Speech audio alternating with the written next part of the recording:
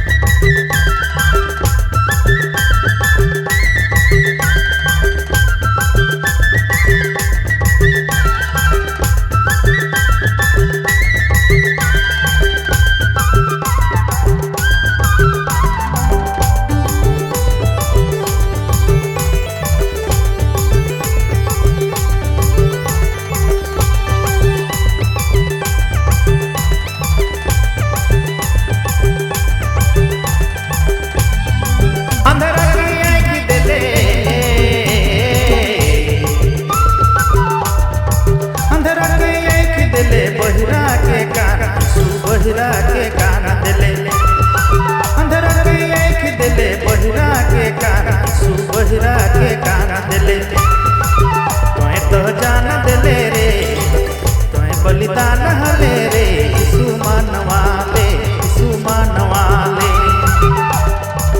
तोय तो जान दिले रे तोय बलिदान हले रे सुमन वाले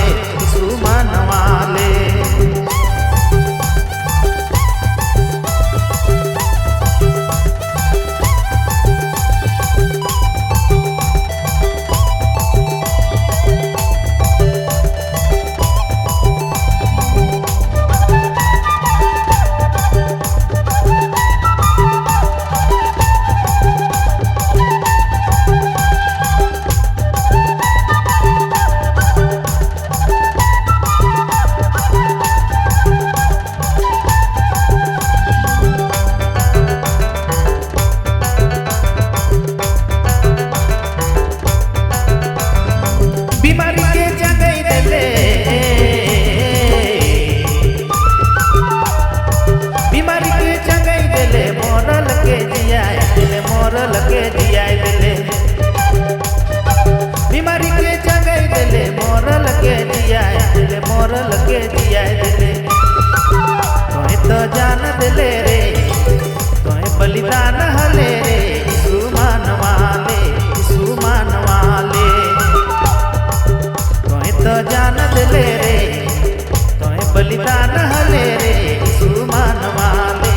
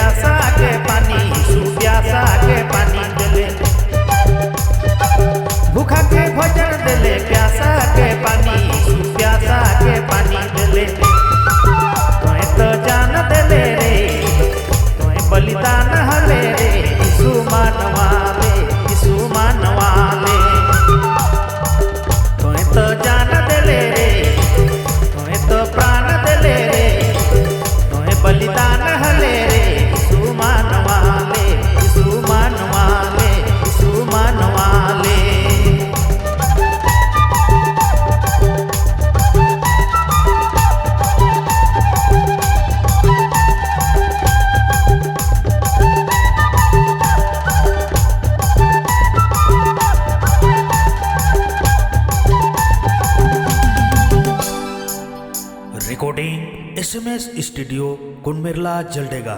जी हाँ, कुनमेरला जलडेगा।